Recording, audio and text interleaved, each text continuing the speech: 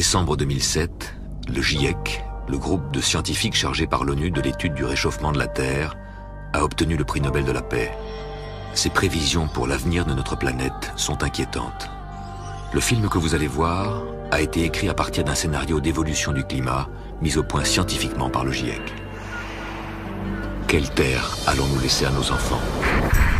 Si le réchauffement climatique continue, voici le monde que les scientifiques leur prévoient.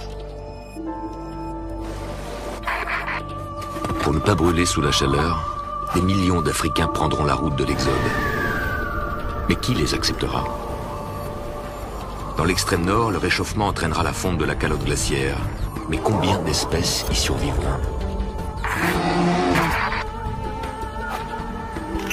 Comment ferons-nous face à l'arrivée massive de millions de réfugiés? Comment ferons-nous face au manque d'eau, au déluge, aux invasions d'insectes qui remonteront d'Afrique pour s'abattre sur l'Europe?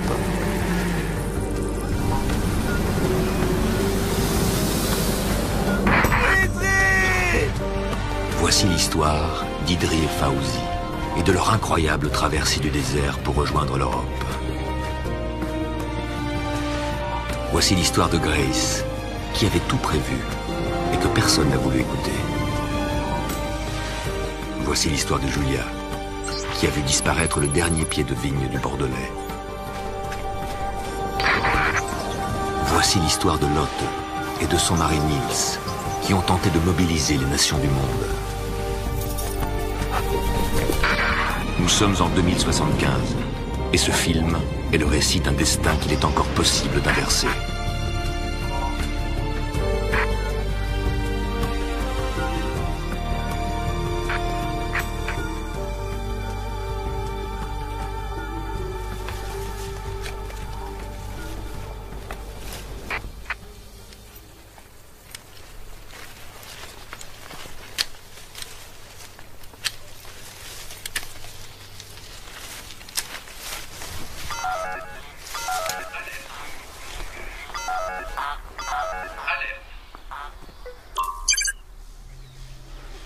Oh mon Dieu! Les criquets pèlerins. C'est la deuxième fois qu'ils attaquent cette année. Une catastrophe pour le vignoble de Julia et de son grand-père Lucas.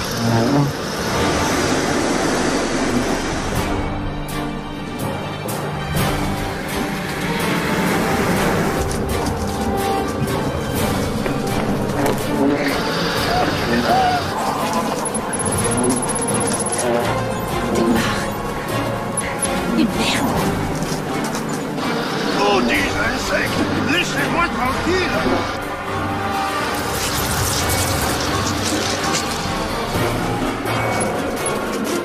Oui!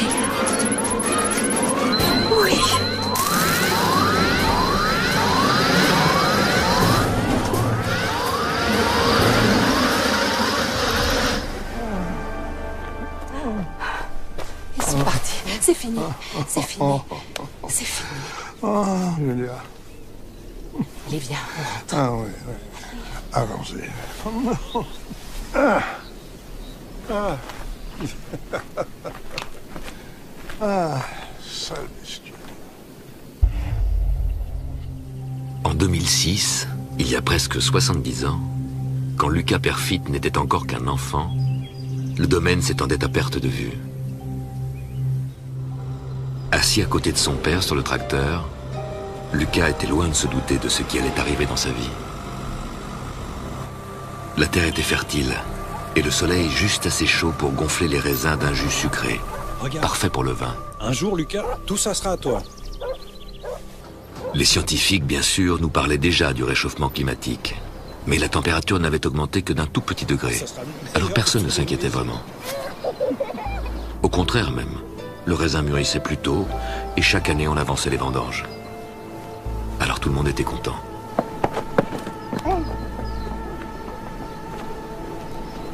Puis Lucas a grandi, et avec lui a grandi l'inquiétude des scientifiques. En 2040, quand il reprit le domaine, le monde avait déjà les yeux rivés sur le thermomètre. De nouvelles maladies ravageaient la vigne, et la plupart des viticulteurs partaient faire du vin en Angleterre, sous un climat plus doux. Mais comme son père, son grand-père et son arrière-grand-père avant lui. Lucas avait voulu garder le domaine.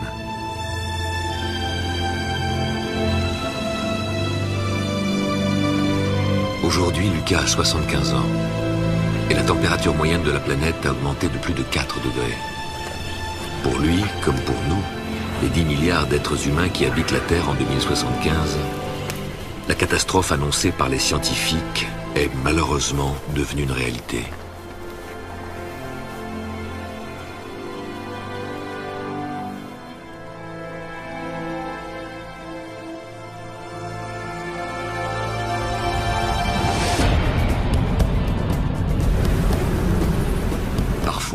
Portés par les vents, les essaims de sauterelles dépassent le vignoble du Bordelais pour atteindre Paris.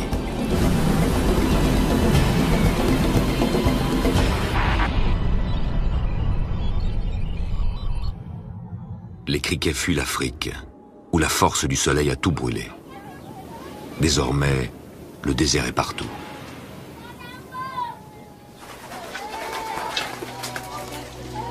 Malgré tous les efforts de ceux qui n'ont pas encore abandonné les villages, plus rien ne pousse au nord de l'Afrique.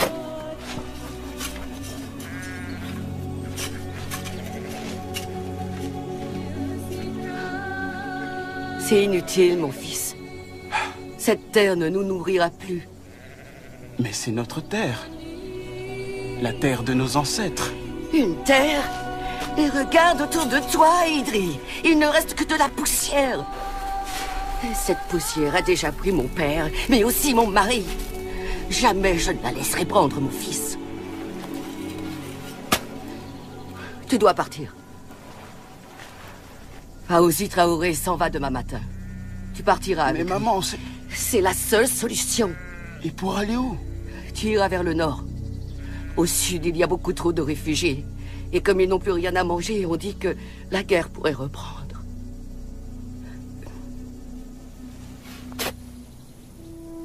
À 20 ans, Idri n'a plus d'autre choix que de quitter son village. Encore une fois, l'Afrique n'a pas été épargnée.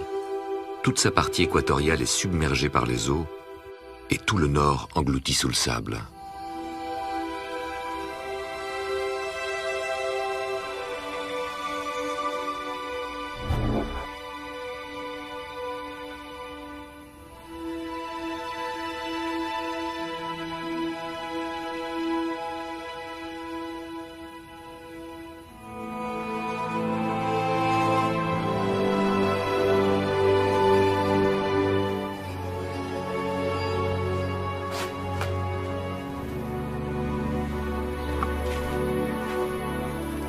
Fawzi.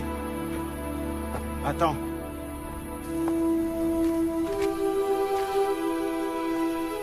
Je pars avec toi. Idri, emmène-le. Prends le chameau, il t'aidera à traverser le désert. Mais vous en avez besoin. Prends le chameau.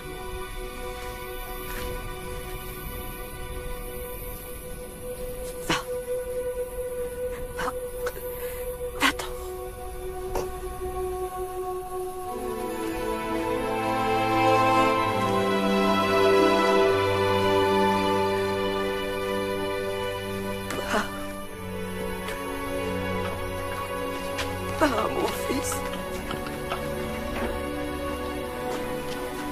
Pour Idri et Fawzi, son compagnon de voyage, l'espoir est 1000 kilomètres plus au nord. 1000 kilomètres de solitude brûlante pour rejoindre les frontières cadenassées d'une Europe elle aussi bouleversée par les changements du climat.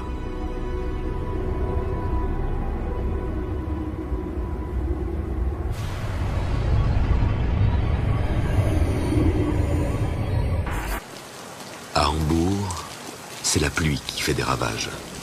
Une jeune avocate allemande, Lotte Meister, a fait signer à 2 milliards de citoyens du monde une pétition pour la défense de la planète. En leur nom, elle tente d'imposer aux nations sa charte pour l'environnement. Des experts scientifiques renommés viendront témoigner du plus grand massacre que notre planète ait connu, et ce depuis que la vie est apparue sur la Terre. Ensuite, ils nous expliqueront comment et pourquoi le réchauffement climatique a fait disparaître la plupart des espèces connues en seulement quelques décennies. En cette matinée de juillet 2075, Pour la plupart de ceux qui ont pu suivre en direct mondial les débats de cette conférence, ces images appartiennent déjà à un autre monde. Nous sommes désormais 10 milliards sur la planète. Et le changement de climat, mais aussi la pollution, la déforestation, la surpêche et les guerres ont eu raison de plus de 40% des espèces animales.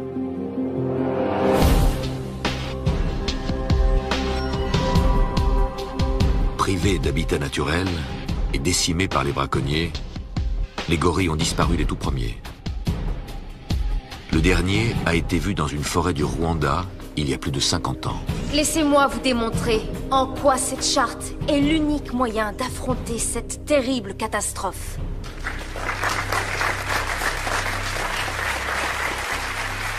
Dans son combat, Lotte n'est pas seule. Elle a chargé Niels, son mari, le père de son futur enfant, de partir au Canada.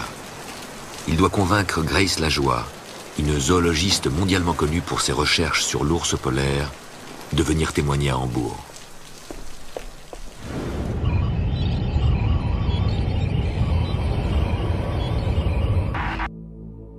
Des splendeurs qui ont fait le charme du Canada, il ne reste pratiquement plus rien. Avec la raréfaction des matières premières, la plupart des parcs nationaux ont été déclassés dans les années 2020 pour permettre les forages pétroliers et l'extraction minière. Pour Niels, la tâche s'annonce difficile. Amère de ne pas avoir su convaincre, Grace Lajoie vit retranchée du monde depuis plus de 10 ans. Elle a définitivement renoncé à son combat pour les espèces et l'environnement. Elle s'est retirée ici, dans une des dernières zones encore préservées du nord-ouest canadien. Oh.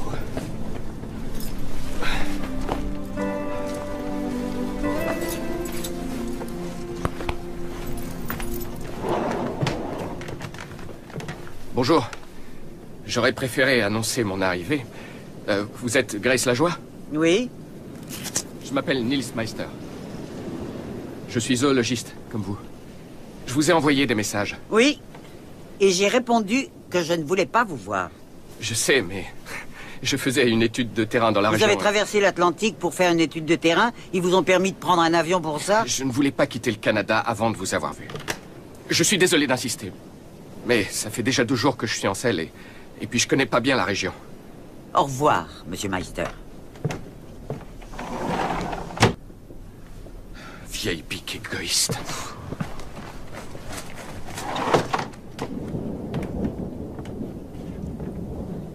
Je vous ai entendu. Ce pauvre cheval est incapable d'aller plus loin ce soir. Son bien-être à lui, ça vous est égal? Je vais lui apporter de l'eau et du foin. Vous pouvez aller m'attendre à l'intérieur.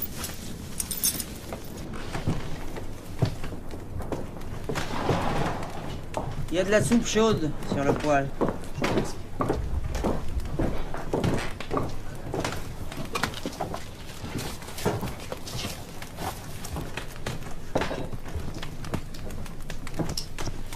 Mais qu'est-ce que vous faites? J'ai plus de bois. Au moins ces vieux machins peuvent encore m'être utiles.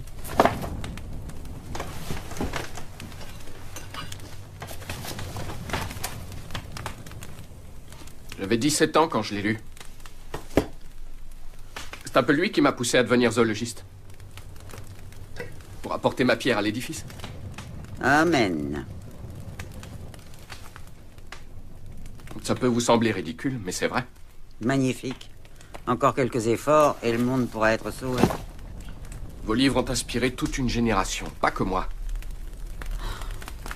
Ils ont permis à beaucoup de comprendre qu'il fallait arrêter de laisser les hommes piller la terre. Vous croyez? Mais ils sont passés où, tous ces nouveaux convertis? Vous ne vous informez pas de ce qui se passe dans le monde? Pourquoi je fais ça? L'homme est innuisible. Je fais tout pour oublier que j'appartiens à cette race cupide. Vous vous trompez. Les hommes changent. Ils savent qu'ils doivent arrêter de se comporter en prédateurs.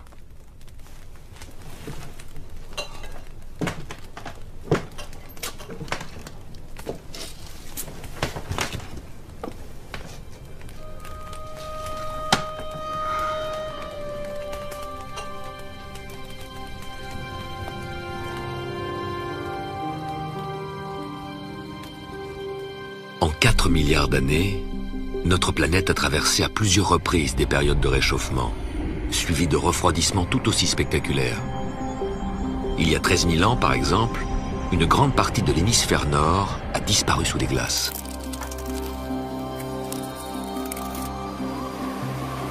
C'est sans doute à cette époque que nos ancêtres ont pu rejoindre la Grande-Bretagne à pied.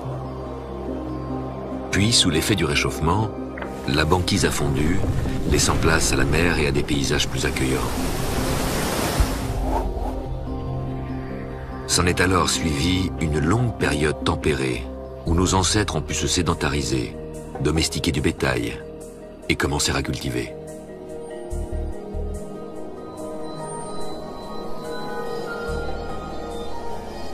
Petit à petit, génération après génération, ils ont façonné les paysages par leurs activités. À l'époque gallo-romaine, on cultivait déjà la vigne sur le domaine de Lucca. Bien sûr, le vin de l'époque ne pouvait être comparé au château Perfit de 2001 ou 2002. Aujourd'hui, la réputation de ces grands crus ne vit plus que dans nos mémoires, et le réchauffement climatique a eu raison des vignes. C'est bien ce qui désespère Julia aujourd'hui. Dans la cour du domaine, elle brûle les derniers pieds de vigne qui ont fait la réputation du château Perfit. Un sacrilège pour une fille et petite fille de vigneron.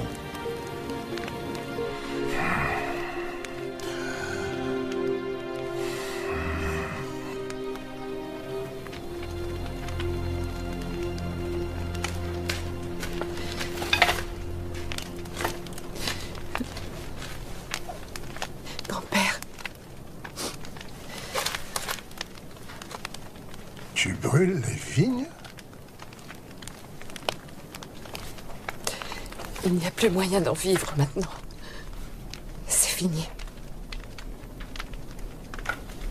On n'a plus le choix, grand-père. Je suis désolée. Je sais.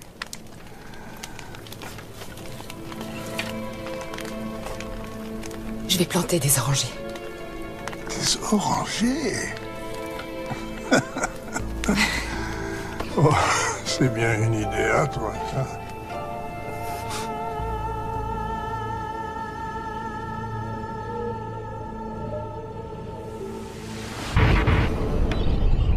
Le climat terrestre est une machine complexe, et le Soleil y joue un rôle central.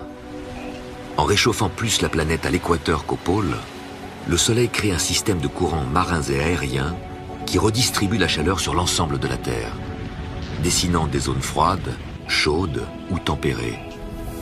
Mais au fil des siècles, notre activité sur Terre a compromis cet équilibre fragile et bouleversé les climats auxquels nous avions adapté nos modes de vie.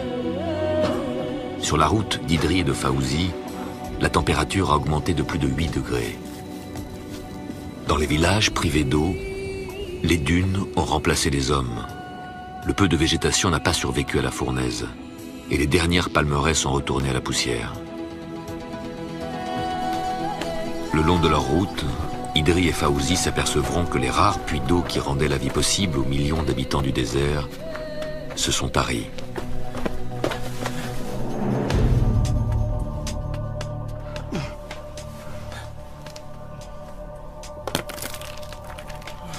On traversera jamais ce désert sans eau. On fera avec ce qu'on a. T'es malade ou quoi? T'as vu ce qu'il nous reste? On peut y arriver. On va crever de soif. Même le chameau va y rester. Tu vas où tu veux. Moi, je rentre. Non! Non! On est partis tous les deux. Et on ira jusqu'en Europe tous les deux. T'es dingue! Laisse-moi rentrer! Non! Je te dis de me laisser rentrer! Je te jure, on va le traverser, cette saloperie de désert. T'as compris?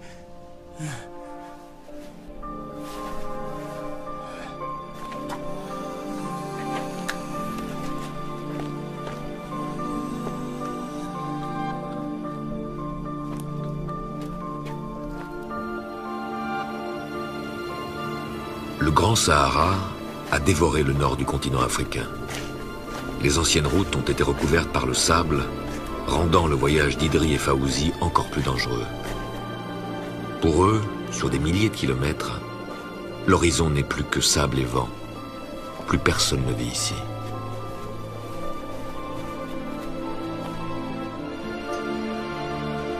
Au début du siècle, pourtant, les pays du Sahel et le Maghreb avaient caressé l'espoir d'un grand bond économique, comme celui de la Chine ou de l'Inde. Et une grande partie de l'Afrique pouvait enfin entrevoir la fin de la misère. Mais le réchauffement du climat a tout inversé, balayant cette prospérité naissante, ruinant le fragile début de développement qu'à force de travail et d'obstination, 3 générations d'Africains avaient fini par réussir.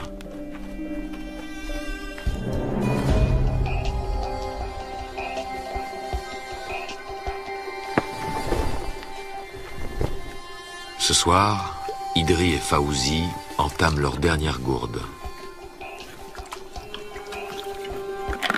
Comble de l'ironie, c'est dans les ruines d'une station-service, le long d'une autoroute dont il n'existe même plus une trace, qu'ils vont essayer de trouver un peu de repos.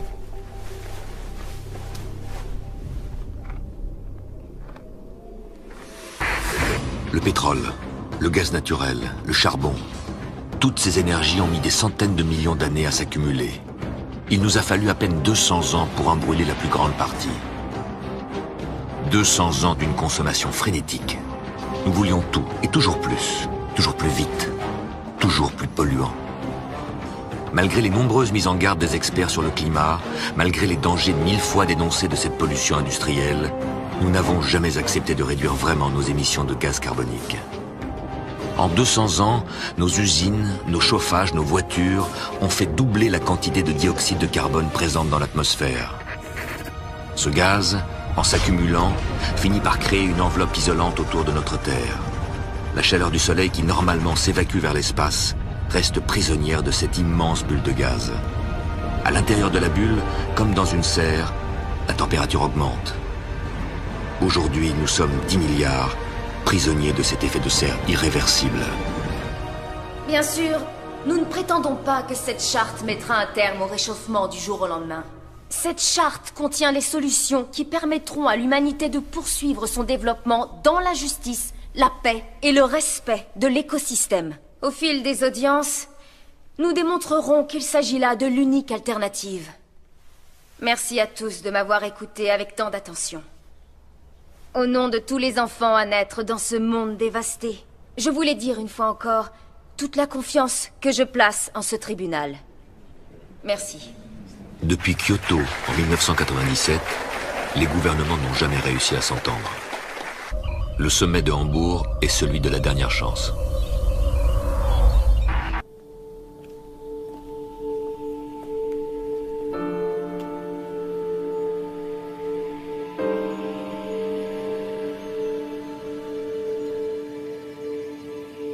Les dérèglements climatiques sont de plus en plus nombreux en cette fin de XXIe siècle. Et leurs conséquences de plus en plus dramatiques. Julia en sait quelque chose, elle qui tous les ans quitte ces terres bordelaises pour se rendre à Paris.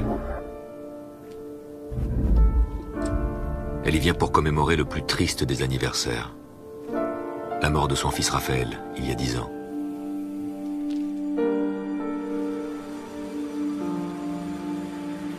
Cette année-là, il avait plus des trompes d'eau. Raphaël était venu passer les vacances de Noël à Paris chez la sœur de Julia. Il essayait son nouveau vélo sur les bords de la Seine quand l'une des grandes digues qui protégeait Paris des inondations a cédé, faisant 93 morts. Raphaël figurait parmi les victimes.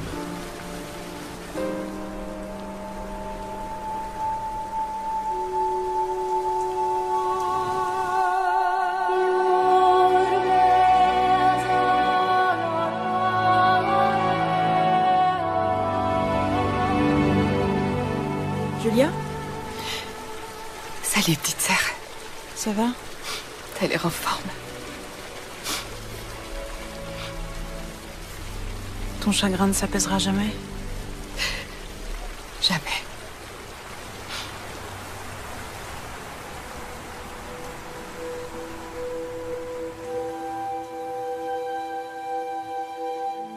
Aujourd'hui, partout dans le monde, les inondations sont pour nous une menace permanente. Une première alerte a eu lieu en 2005 à la Nouvelle-Orléans.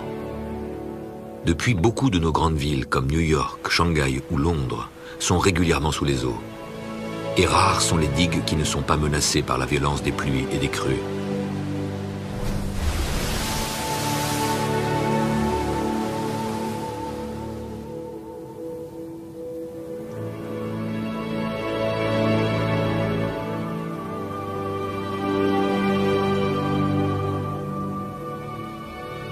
Mais la menace ne vient pas que du ciel.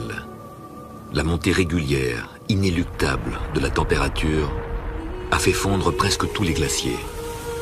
Les glaciers de l'Himalaya et ceux des Andes, qui fournissaient de l'eau à des centaines de millions d'entre nous, ont dramatiquement diminué.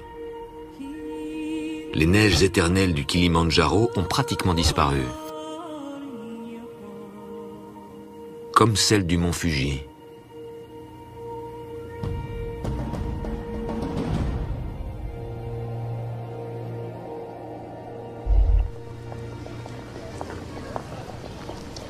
Lucas regrette ses vignes, mais il n'en dit rien. Il dit qu'il est impatient de goûter nos oranges. Tu le connais? Oui, je le connais. Mais toi, comment tu vas? Moi? Tu vas pas sacrifier toute ta vie pour ce domaine. C'est pas un sacrifice. Je t'assure. Tu pourrais déménager. Rencontrer quelqu'un. Recommencer une nouvelle vie. Je crois qu'il est temps de rentrer.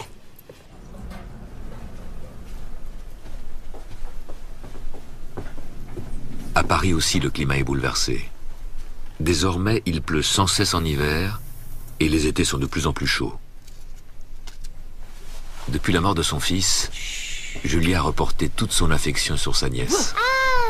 Ah, Tati Julia! Oh, mon petit ange. Comme tu as grandi, ma belle. Ah, je vais bientôt avoir 6 ans. Waouh, 6 ans. C'est ma princesse. Bah ça alors. Salut Robert. Salut. Je suis heureux de te voir. C'est gentil. Désolé pour la chaleur, mais la climatisation est encore en panne. C'est pas grave, par rapport à la maison, c'est rien. À ce point-là? À Paris, les appartements technoclimatiques sont beaucoup trop petits et puis c'est vraiment devenu trop cher pour nous. Ouais. Allez, viens Stella. Si on allait prendre l'air. C'est parti. Elle est magnifique. Ouais. En 2075, les 3/4 de la population mondiale est concentrée dans les grandes villes. À Paris, les changements climatiques ont bouleversé le marché immobilier. Dans les immeubles haussmanniens, mal adaptés aux grandes canicules, le prix des appartements s'est effondré. Désormais, ce qui fait la valeur d'un appartement, c'est l'énergie propre des panneaux solaires et les murs végétaux pour se protéger de la chaleur.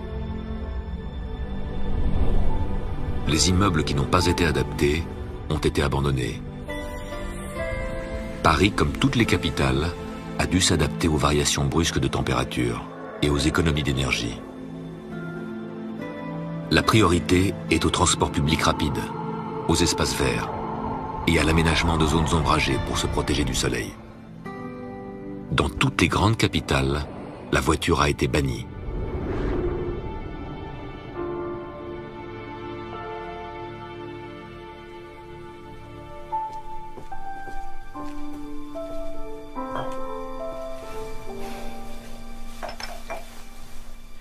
Alors, parle-moi un peu de ces orangers. Ils poussent? Pour l'instant.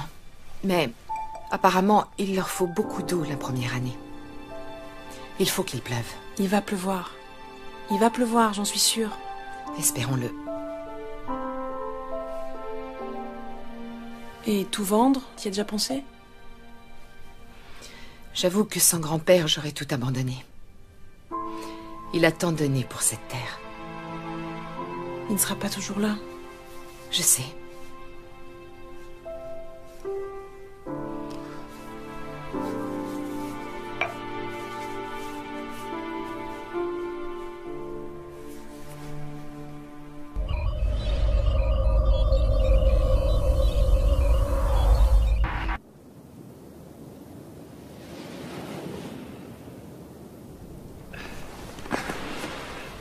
Je vous remercie pour votre accueil. Je suis honoré de vous avoir rencontré. Au revoir, jeune rêveur. Merci. Oups. Désolé. Vous feriez mieux d'y aller maintenant. Je suis désolé de vous déranger, mais j'essaie de joindre Grace Lajoie. Le satellite indique que votre signal est assez proche d'elle, donc j'ai décidé d'appeler. Vous avez bien fait. Elle est là. Grace, c'est pour vous. Pour moi? Oui, regardez. Salut Grace. Tu sais que j'ai eu du mal à te joindre? Mitch! Tu vas me croire cinglé, mais j'ai vu un ours blanc. Le dernier est mort sur l'île Melville il y a 20 ans. Non, je te jure, celui-ci était bien vivant. Et c'était où? Sur la banquise, un peu au nord de l'île d'Ellesmere. J'ai laissé un marqueur satellite. Écoute, je fais un convoyage par là dans 2 jours, alors je peux t'y déposer si tu viens me rejoindre ici. Je pars tout de suite. Super, à dans 2 jours. Que diriez-vous d'aller voir un ours polaire, en chair et en os? C'est impossible, la race est éteinte. Il aurait pu passer inaperçu durant tant d'années? Mitch est pilote sur cette ligne depuis 20 ans. Et s'il prétend avoir vu un ours blanc, c'est qu'il l'a vu. Alors ça vous intéresse ou non? Vous avez besoin de quelqu'un avec vous, c'est ça? En plus, ça nous ferait 2 chevaux. Avec un seul, je suis pas sûr d'y arriver. Il faut que je reparte en Allemagne. Vous n'êtes pas quelques jours près, pas vrai? Si, je le suis. Ma femme va bientôt accoucher. Vous avez déjà vu un ours blanc? Non. J'étais étudiant quand le dernier est mort. Vous n'aurez jamais plus aucune occasion d'en voir un.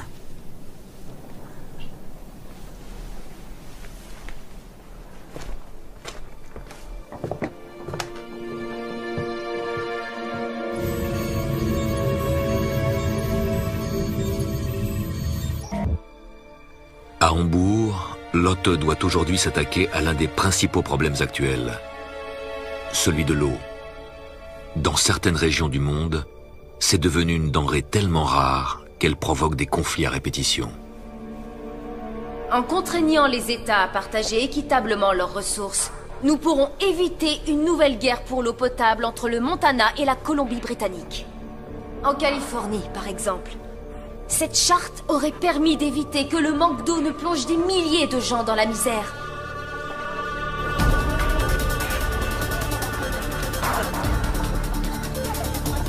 Tous les gouvernements ont pris des mesures drastiques pour gérer le manque d'eau. Priorité à l'eau potable, bien sûr. Le marché noir et le gaspillage sont sévèrement punis par la loi. Je vous rappelle qu'il y a aujourd'hui 46 différents conflits pour l'eau sur la planète. Nous devons mettre un terme à cette folie. Et cette charte est notre ultime chance d'y arriver enfin. Merci. Mesdames et messieurs, je déclare cette séance levée. J'aurais dû choisir un autre moment pour accoucher. Tu m'appelles après chaque audience, d'accord? Oui. Jusqu'à ce que tu sois en salle d'accouchement. Il nous faut plus d'experts, tout particulièrement des hommes d'affaires et des économistes, que des pointures internationales, tu comprends? Souviens-toi, que des professionnels, pas d'amateurs. Calme-toi. Tout va bien se passer, tu verras.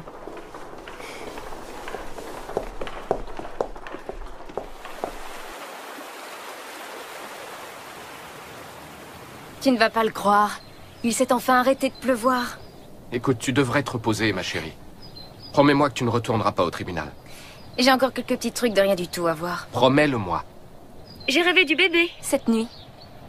Il te ressemblait, il arrêtait pas de parler. Tout comme toi. Oh, bonjour. Oh, je vous présente ma femme, Lotte. Grace Lajoie, qui a eu la gentillesse de m'accueillir sur son toit. C'est un plaisir de vous rencontrer. T'as réussi à la convaincre? Tu sais ce qu'on dit sur les zoologistes. Il manque un peu de psychologie.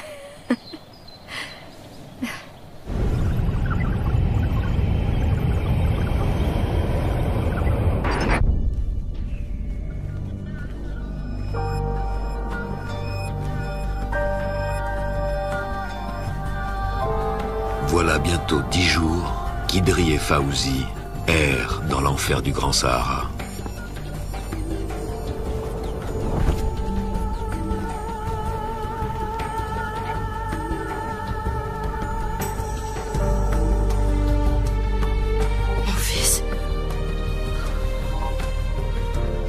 Quelque chose à mon fils.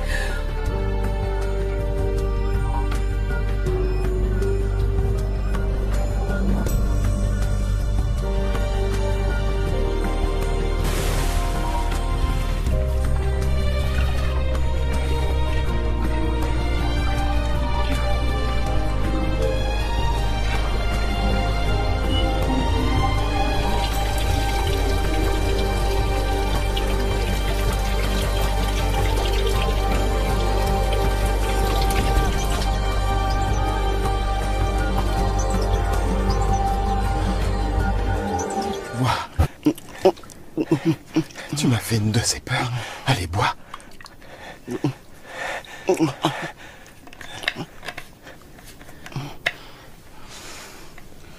chameau. Où est le chameau? J'ai dû faire demi-tour. C'était lui ou toi? Crois-moi, mon frère. Ce soir, on va dormir à Ouarzazate. Allez, viens.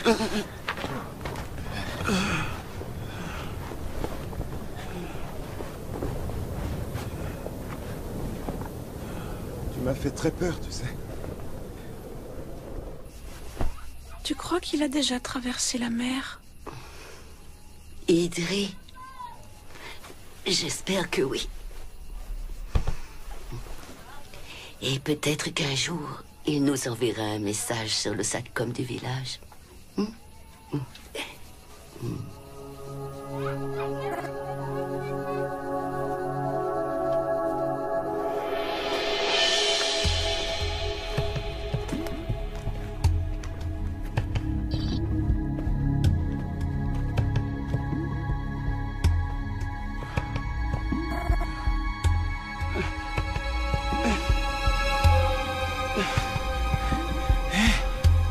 Idri, regarde ça.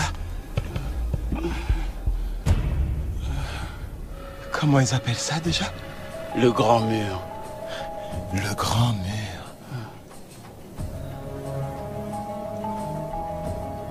On fait la course. Le premier de l'autre côté. Allez, on y va. Le grand mur d'acier. Une tentative désespérée des habitants d'El Rachidia pour sauver leur ville de l'avancée du désert. En 2050, ils avaient entassé des milliers de carcasses de voitures devenues inutiles pour tenter de bloquer l'avancée du sable. Peine perdue. Leur ville, comme tant d'autres, a finalement été avalée par les dunes.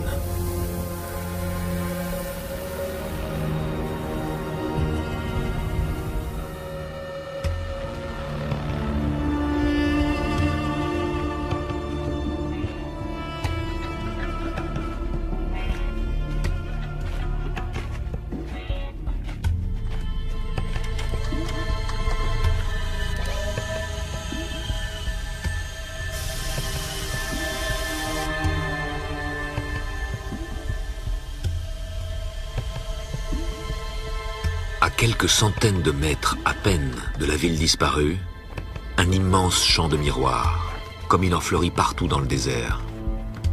Un gigantesque piège à énergie solaire.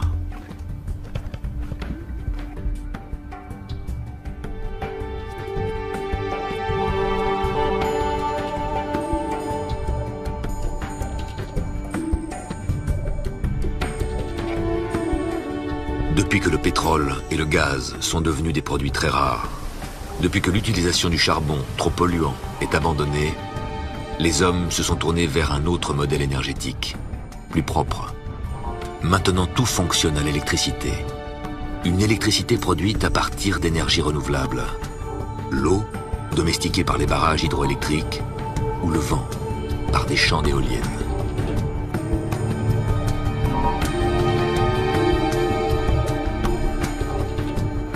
Porte du désert, dans les ruines d'une ville fantôme, un seul homme habite encore.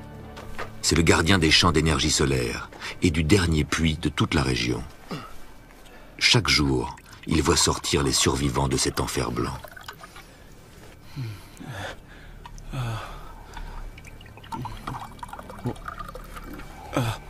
Doucement, doucement, une gorgée à la fois. Vous avez dû faire tant d'efforts pour arriver ici. Pour Idri et Fawzi, c'est la dernière escale avant de reprendre la route. La mer, l'Europe, leurs rêves, ne sont plus désormais qu'à quelques jours de marche.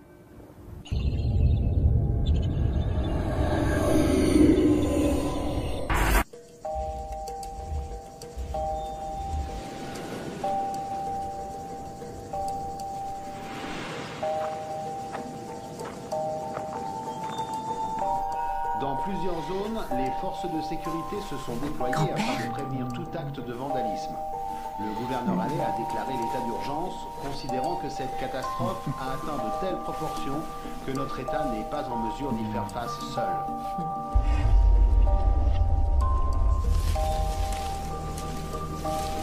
Chaque année, la sécheresse est pire que l'année précédente. Les nappes phréatiques n'ont jamais été aussi basses. Pour l'instant, les orangers semblent résister.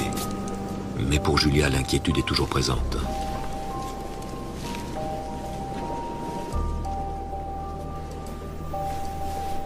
Estimation irrigation parcelle 28. Elle doit régulièrement vérifier le niveau d'hygrométrie et les réserves d'eau disponibles. Elle est rassurée. Elle a encore assez d'eau pour attendre la prochaine pluie.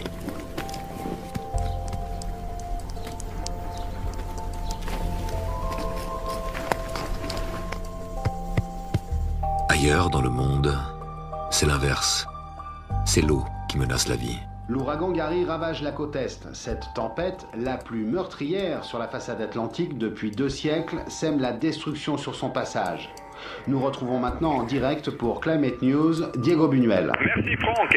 La puissance imprévisible de cet ouragan laisse les météorologues perplexes. Et je dois dire que moi je ne me sens pas très en sécurité non plus. Autour de moi, le vent est en train d'arracher des toitures et l'eau détruit à pas pour tout sur son passage. C'est vraiment effrayant, je vous assure d'être ici. Attendez, je stabilise un peu, ça souffle beaucoup. Ah, c'est bon ça? Ok. Pardon. En dépit des mesures de sécurité prises préventivement par les autorités fédérales, presque 2000 personnes sont blessées dans les États de la Virginie et du Delaware. Les secours annoncent que des milliers de personnes sont toujours portées disparues. Merci Diego. Apparemment, ces inondations vont continuer. Elles ont déjà fait des centaines de milliers de sans-abri. Maintenant à plus de 150 000 le nombre de personnes. Et le problème, c'est que les secours...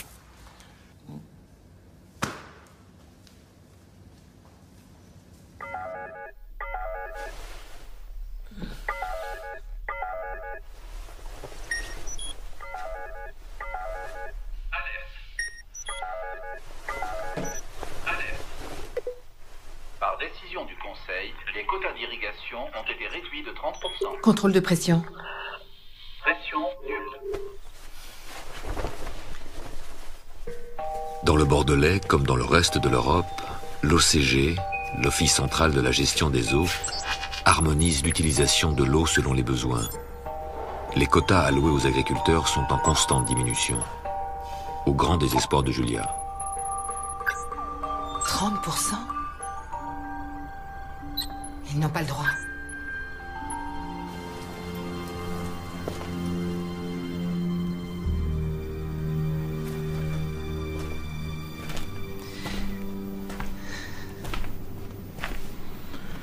Ce n'est pas si grave, Julia. Pas si grave.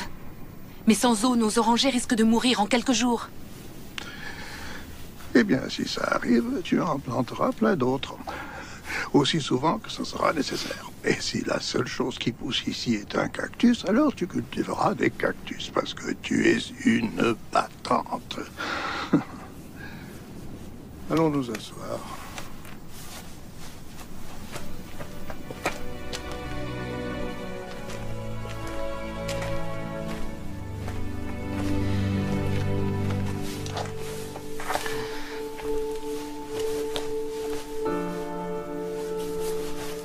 Je ne sais plus comment être une battante.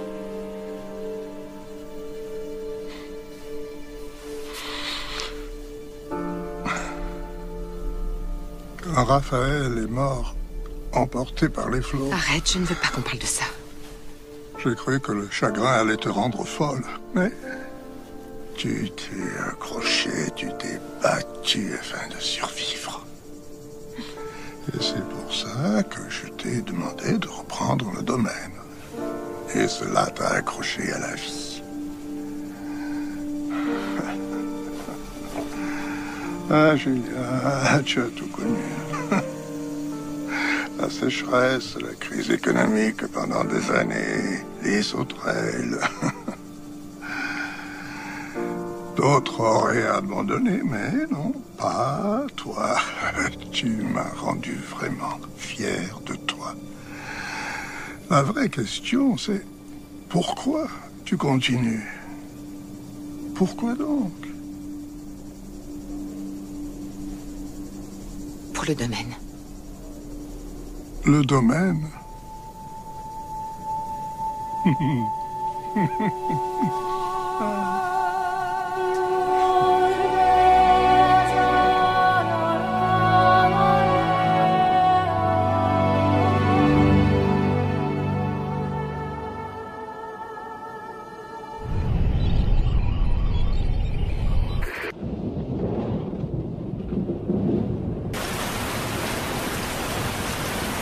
Tu es sûre? Tu ne veux pas que je reste avec toi? Nils sera là pour le week-end. Les premiers bébés naissent toujours en retard. Tout le monde sait ça. Très bien. Je t'appelle demain matin. Et je t'en prie, vas-y doucement. Reste assise.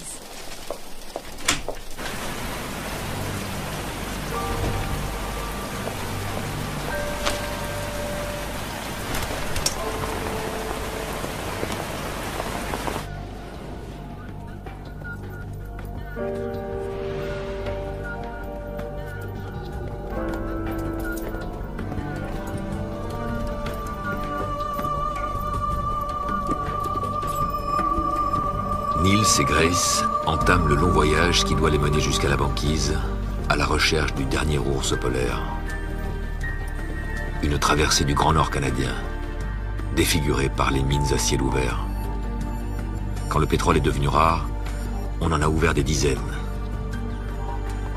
Aujourd'hui, elles sont toutes abandonnées.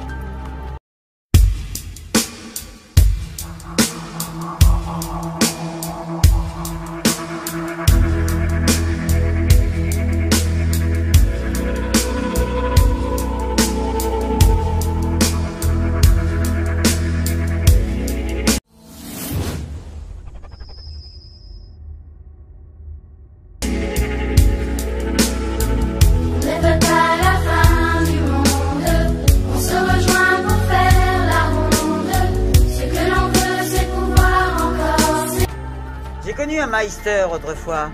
Un gros bonnet dans le charbon. Helmut Meister. 10% des rejets mondiaux de CO2 à lui tout seul.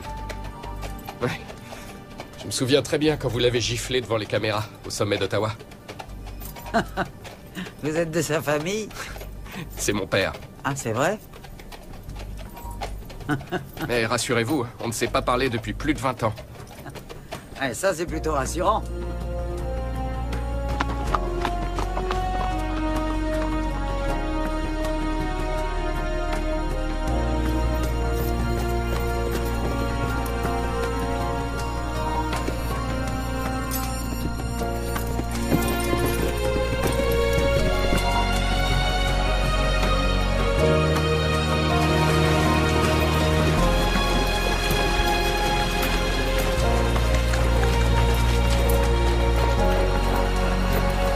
À des milliers de kilomètres de Hambourg, Nils est partagé entre l'envie de retrouver sa femme, Lotte, et celle d'être peut-être le premier zoologiste de sa génération à observer un ours polaire vivant.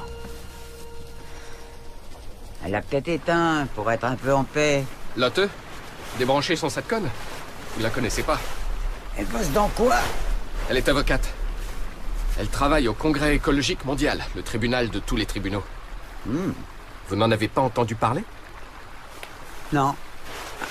Le Congrès a porté l'affaire devant la Cour internationale pour imposer une charte de devoirs à tous les gouvernements.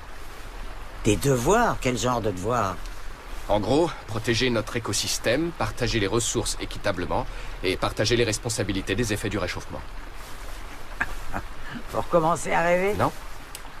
Devinez combien de signatures nous avons recueillies? Oh, des dizaines de milliers? Non. Hein? Plus? Des centaines de milliers? 2 milliards. 2 milliards de citoyens ont déjà signé la charte des devoirs de l'humanité. 2 milliards? C'est vrai? Un coup de main? Ça, c'est incroyable. Vous êtes sûr? Ouais, 2 milliards.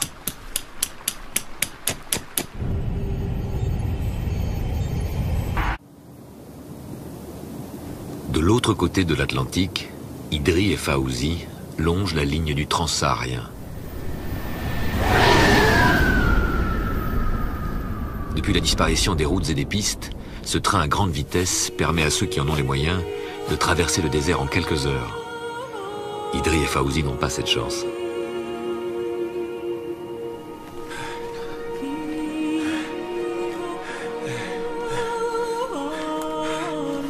Regarde, c'est juste là, de l'autre côté. Je ne vois rien du tout. Oh, c'est un peu plus sombre au-dessus de l'eau. Comme des montagnes, très très loin. Non, ce ne sont pas des montagnes. C'est la Tour Eiffel.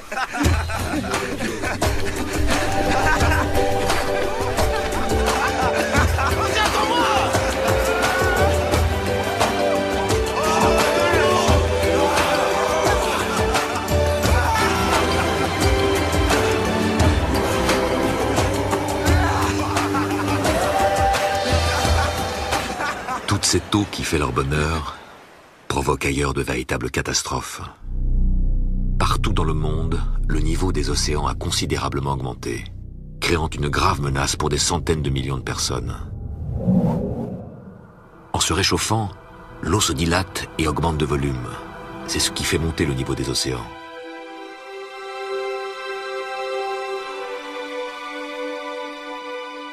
Maintenant que le mécanisme est enclenché, quoi que nous fassions, il va falloir des milliers d'années pour l'inverser.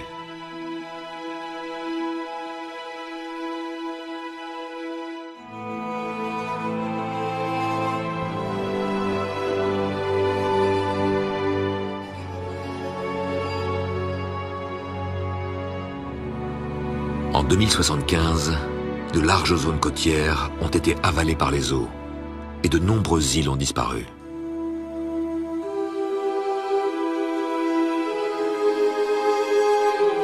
Partout dans le monde, les réfugiés climatiques se comptent par millions.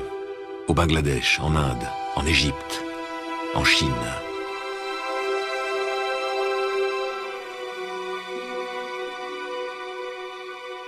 La montée des eaux ravage les cultures, les villages, anéantit des années d'efforts patients, forçant les populations à fuir et à s'entasser dans des camps de réfugiés.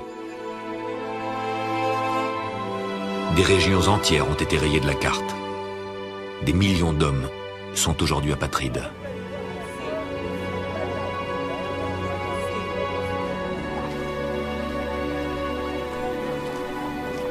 Comme tant d'autres, Idri et Fauzi fuient la chaleur de l'Afrique. Mais ils ne sont pas les seuls à rêver d'Europe. Pour contenir le flot incessant de réfugiés venus de toute l'Afrique, d'immenses camps ont été installés à l'entrée de Tanger. Devant leurs yeux, ils découvrent le Saint des Saints, un centre de tri géré par les gouvernements des pays riches. C'est derrière ces murs que va se décider leur sort. Désormais, la seule immigration acceptée est l'immigration saine, économique et choisie.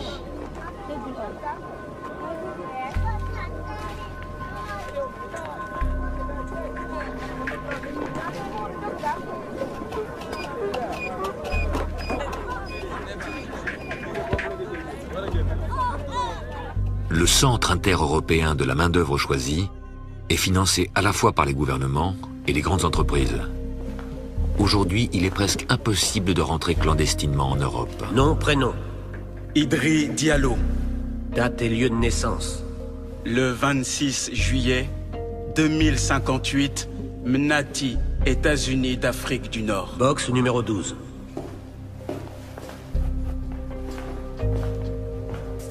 Ici, on ne retient que ceux qui sont utiles à l'économie. Seuls les candidats jeunes, forts et en bonne santé ont une chance d'obtenir un contrat de travail. Durant cette journée de sélection, à tout moment, Idri et Fauzi peuvent être rejetés. Afin de vérifier votre état de santé, le module va procéder à une série d'examens. Veuillez fixer les électrodes.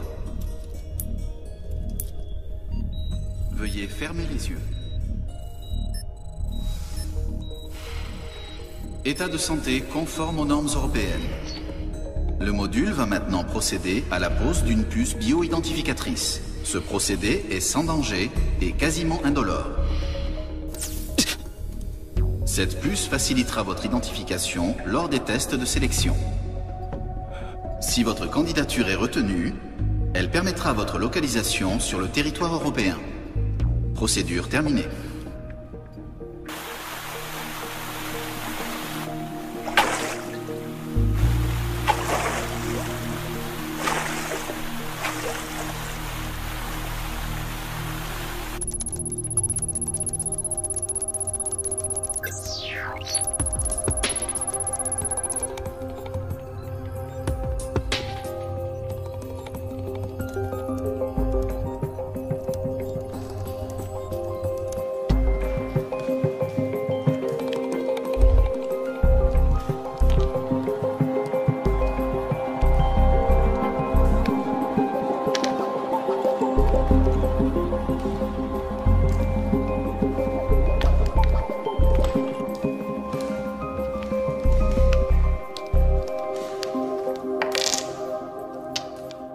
État de santé non conforme avec le standard. Pas dans le standard. État de Qu'est-ce que santé vous faites, non mes enfants? conforme avec le Vous avez standard. pensé à mes enfants?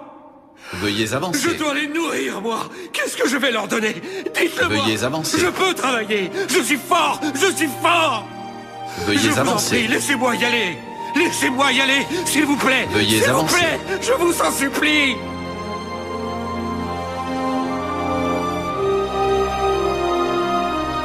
Des animaux! Voilà comment ils nous traitent! Faut pas t'inquiéter. Oh oui! Conforme aux normes sanitaires. Notre pays est devenu un enfer, et ça à cause d'eux. Et là, on devient leur bétail! Saloperie d'Européens! Normalement, c'est eux qui devraient nous supplier de venir! Mauvais point pour Fauzi. La docilité est l'un des principaux critères de sélection. Et rien n'échappe au sélecteur.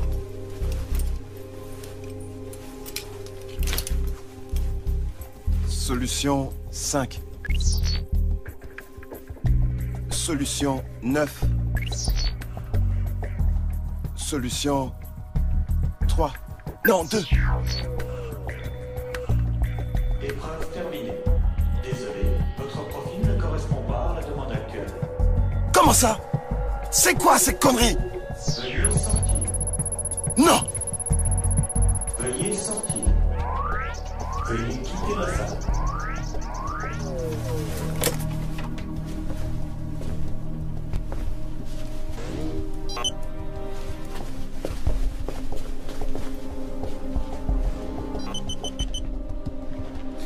C'est bon toi aussi? Ouais, c'est bon. C'était la dernière épreuve. Ça y est mon frère, on y est. Oui, avance.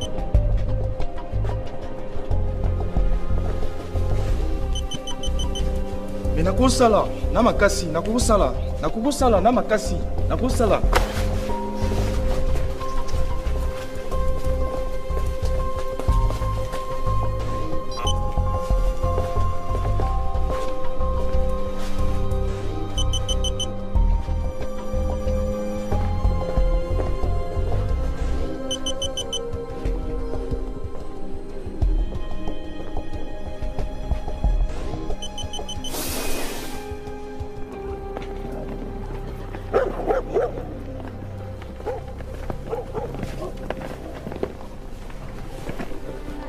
Ceux qui ont échoué, comme Fauzi, sont rejetés, oubliés dans des camps qu'ils n'ont souvent ni le courage, ni les moyens de quitter.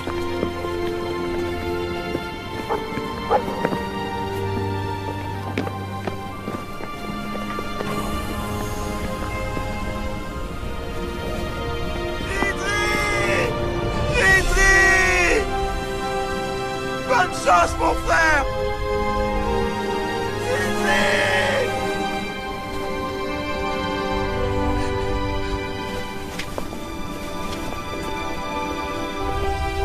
Sois heureux, mon frère! 3 fois par jour, comme un mirage, l'Express Transméditerranée emmène les émigrants sélectionnés vers l'Europe.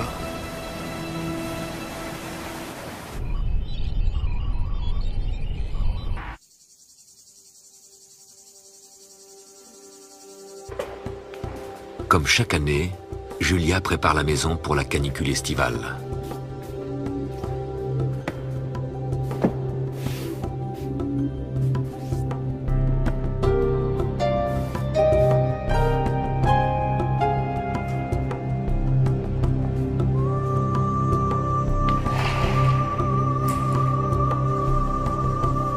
La pluie promise n'est toujours pas tombée et les plants d'orangers commencent à souffrir.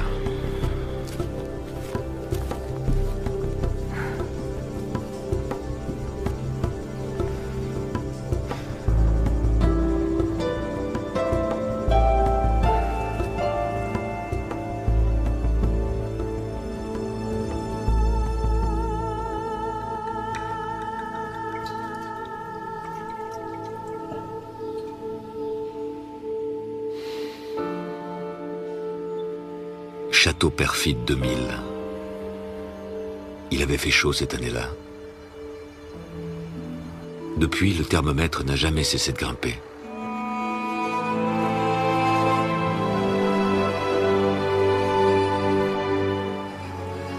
C'était il y a 75 ans déjà.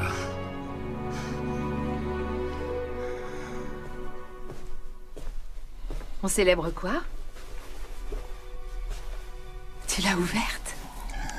Oui, ce n'est pas très raisonnable. C'est sûrement un des derniers grands millésimes bordelais. Mais à mon âge, ce serait encore moins raisonnable d'attendre. Oui, j'en suis sûr.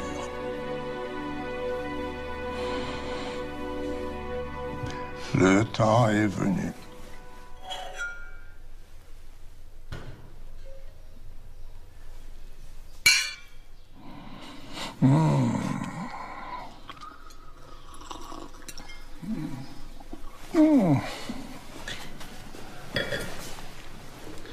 Qu'est-ce que c'est bon. Tu sens cet arôme de café et de réglisse. C'est le privilège des vieux vins. Je sais que ça va sûrement être difficile à comprendre, Julia, mais je commence à penser sérieusement à ma retraite. Ta retraite? Tout ce que j'aimais ici est en train de disparaître. Il paraît qu'Oslo est très agréable de nos jours. Oslo? On dit que c'est très vert là-bas. Mais tu n'as jamais quitté le domaine plus de 3 jours. Peut-être que le moment est venu pour chacun de nous de penser enfin au changement.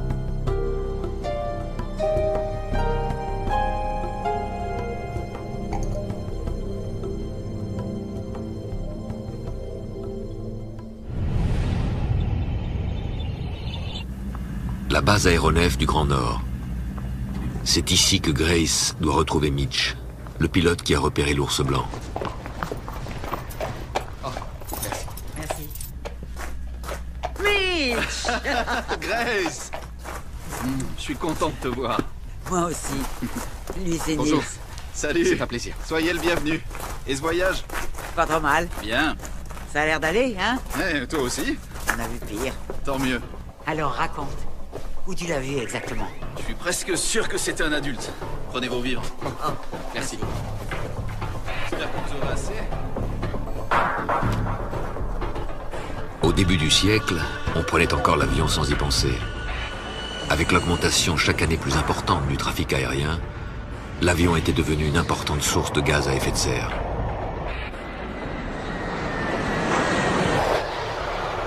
Aujourd'hui, toutes les compagnies se sont débarrassées de leur flotte trop polluante.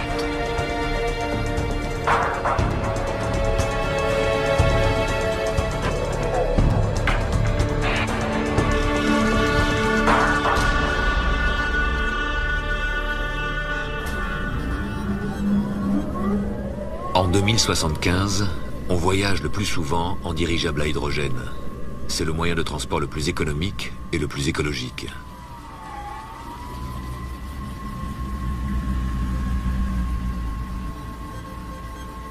Sur la plupart des territoires du Grand Nord, la glace a complètement disparu. Sur ces terres où ne poussait qu'une maigre végétation, poussent désormais d'immenses forêts. La région s'est réchauffée 2 fois plus vite que le reste du monde. Plus de 10 degrés en un peu moins d'un siècle. Autrefois, la glace et la neige renvoyaient l'énergie du soleil. Aujourd'hui, la toundra et les forêts vert sombre absorbent la chaleur et contribuent à amplifier le réchauffement de la planète. Chaque année, plus de 100 000 km² de banquise disparaissent. La fonte des champs de glace a ouvert par le nord-ouest un passage de 5000 km entre l'Atlantique et le Pacifique. Désormais, plus besoin de faire le coûteux détour par le canal de Panama. Chaque jour, des dizaines de bateaux empruntent cette nouvelle route maritime.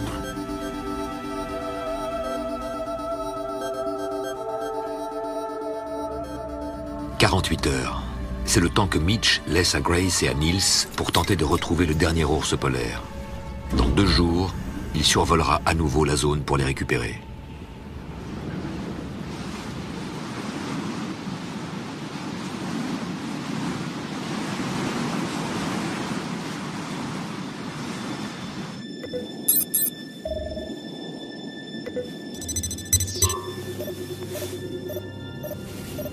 Toujours rien? Non.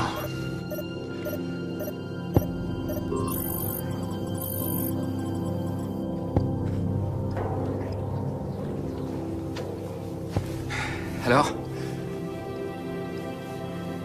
Rien du tout. Je vois mal comment on va le trouver. Puisqu'on est là pour au moins 48 heures, on peut encore le chercher.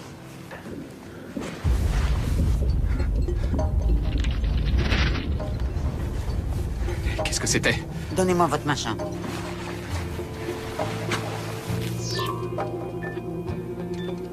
Il y a une plaque d'à peu près 100 de kilomètres de long qui est en train de pousser celle sur laquelle nous sommes.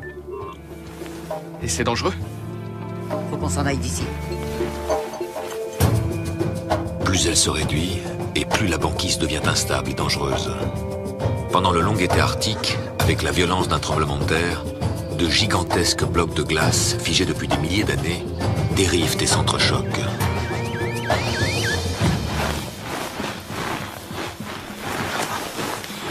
Oh! Il avait raison. Oh mon Dieu. C'est une femelle. Elle a une 12aine d'années. Elle court. Elle sait qu'on est là. Vous croyez qu'elle a une chance de survivre? Si 2 milliards de personnes ont signé votre charte, je pense qu'on a une chance de sauver un ours isolé.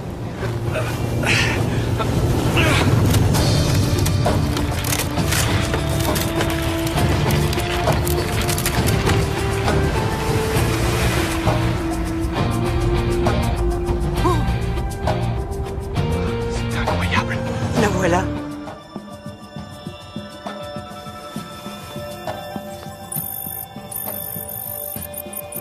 Il y a 2 cœurs qui battent. Elle est pleine. Elle n'est pas seule. Est-ce qu'on fait des films avec ça? Oui. On doit montrer au monde qu'elle est toujours là et bel et bien en vie.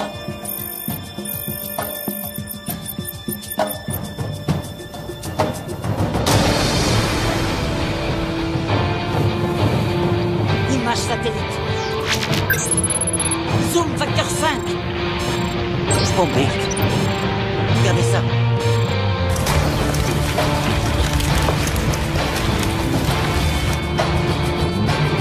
Non!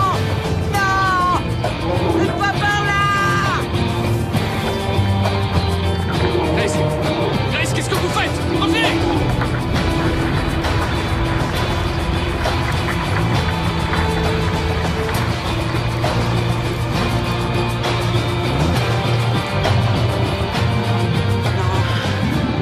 Doucement, doucement, ma belle.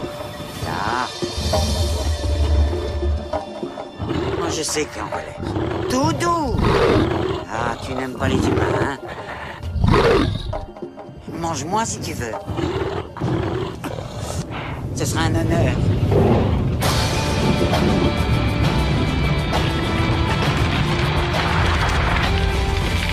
Grace! Sortez de là! Vas-y! Sauve-toi d'ici! Pars vite!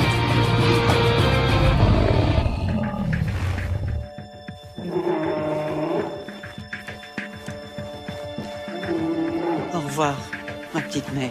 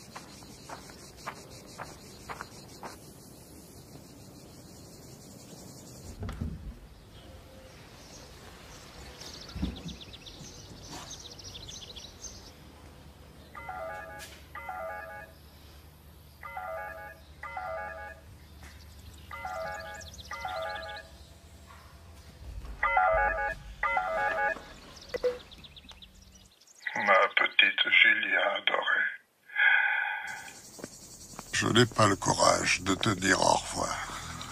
Je t'en prie, ne m'en veux pas. Je t'aime tant. Oh non.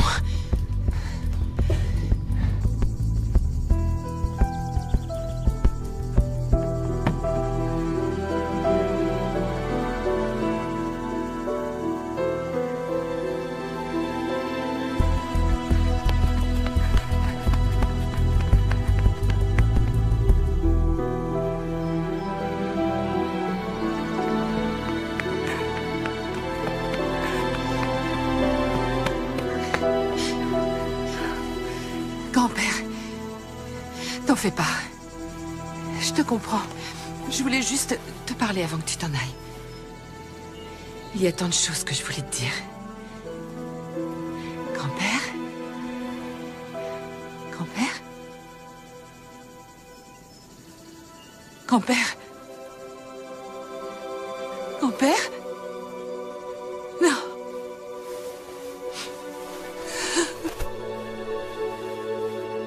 Grand-père.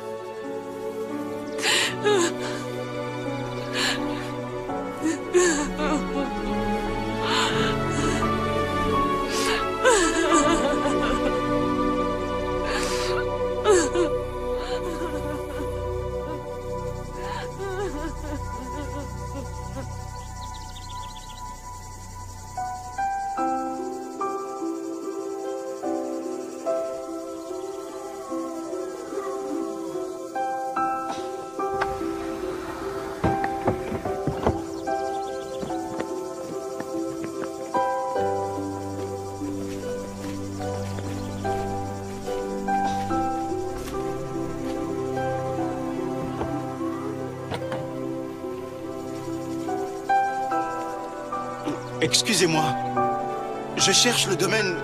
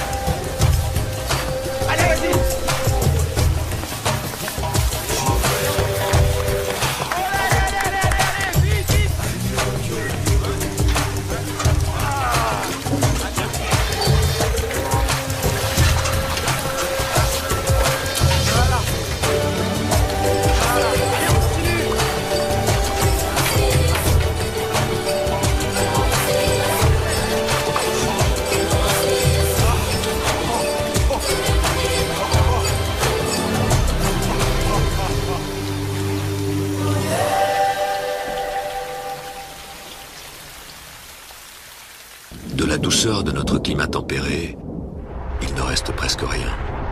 En plus de la chaleur accablante, l'une des conséquences du réchauffement, c'est la violence des pluies qui tombent aujourd'hui dans nos régions. Les pluies sont devenues plus intenses sur l'Europe du Nord, et les dégâts qu'elles provoquent ont augmenté avec elles. Et cela malgré les lourds investissements qui ont été consentis pour protéger les populations.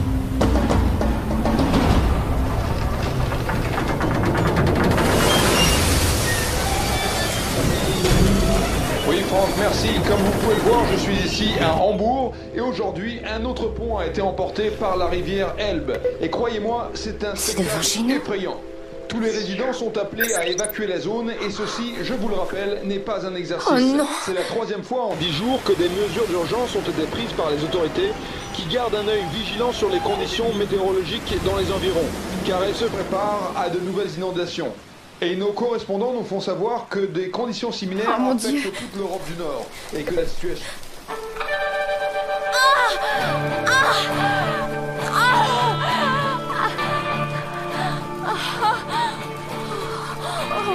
Pas maintenant.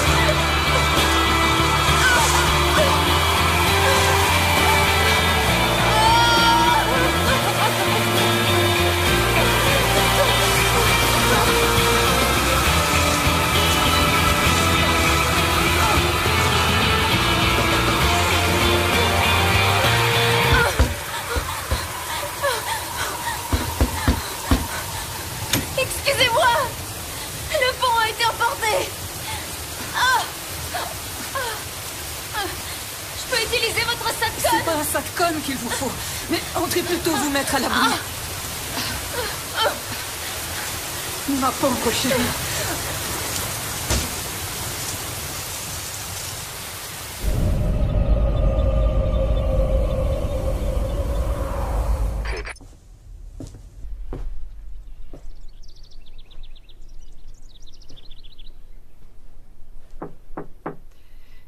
Tu peux entrer.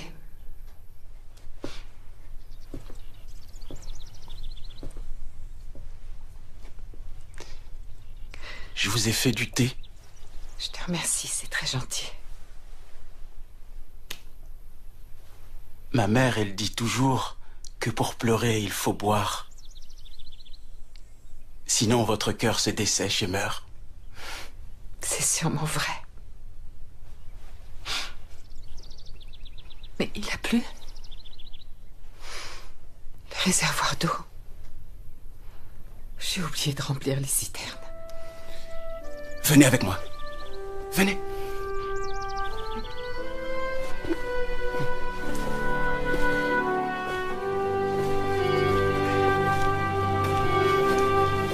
Regardez.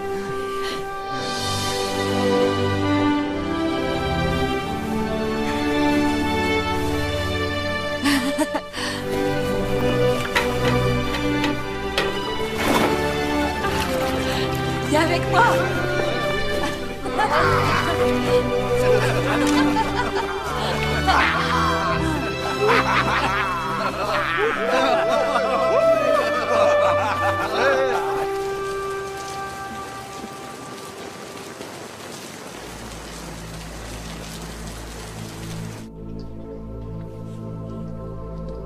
Doucement, doucement, doucement, ma belle. Là, je sais que tu es en colère. Doudou! Là, tu n'aimes pas les humains, hein?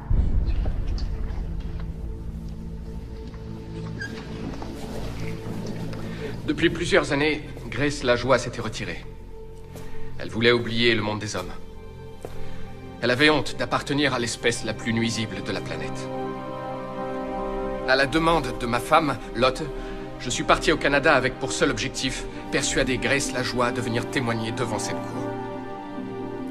Quand je lui ai parlé de cette charte, elle a dit que je rêvais, que ça n'arriverait jamais. Mais quand elle a réalisé l'ampleur de ce qui se passait, elle a changé d'avis. Malheureusement, jamais elle ne viendra. Elle souhaitait énumérer devant vous la liste de toutes les espèces animales qu'elle avait vues disparaître. Elle voulait expliquer comment elles auraient pu être sauvées grâce à cette charte. Je ne suis pas sûr d'avoir son expérience en zoologie, mais je ferai de mon mieux pour tenter de la remplacer. Rendez-vous compte que tous les animaux que vous venez de voir sur l'écran existaient encore au début de notre siècle. Grace Lajoie a donné sa vie pour ce en quoi elle croyait. Nous perpétuerons son souvenir à travers notre travail d'aujourd'hui. Je vous remercie.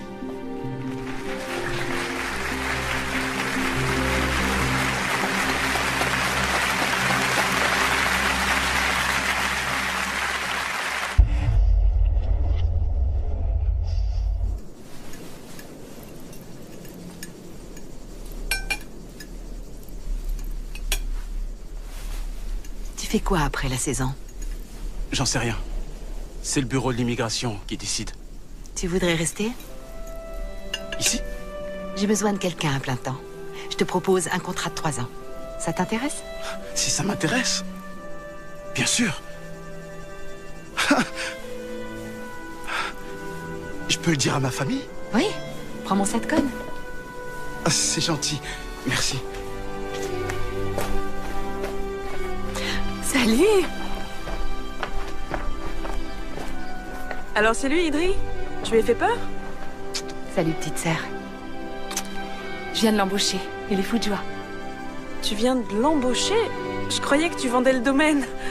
Tu pourrais m'expliquer ce qui se passe? Viens, allons marcher.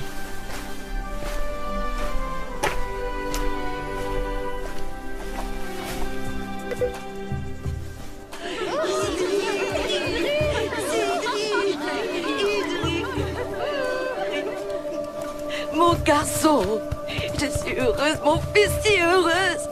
Chut, chut, chut. Regarde cette plante, maman. Elle pousse comme celle que nous avions. J'économise pour vous trois. Il va envoyer de l'argent. Et Fauzi, vous avez de ses nouvelles? Il va réessayer. Il ne va pas abandonner. Nous prions pour qu'il y arrive un jour. Moi aussi. Au revoir, maman. Idri, au revoir. Au revoir.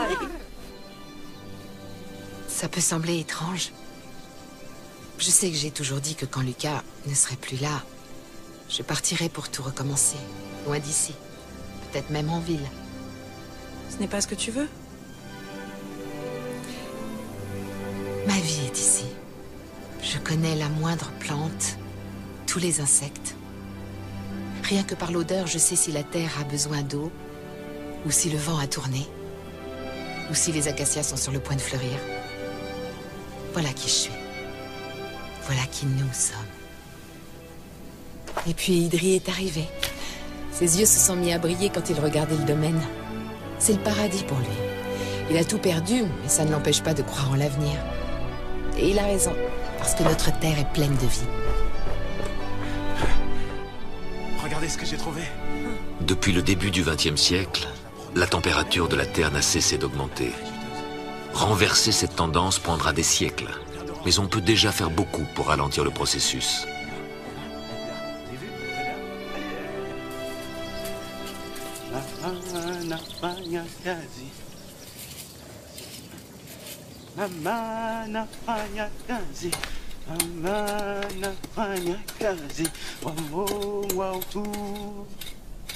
Regardez comme ils poussent, Julia. Ils aiment votre terre. Vous vous réveillerez bientôt avec l'odeur des oranges. Maman nafanya kazi. Julia, c'est la reine des oranges. Julia. ya, Madame la Reine des Oranges. Tous les Français veulent acheter ces oranges. Elles sont sucrées et juteuses. Ya, Julia, la Reine des Oranges. Merci.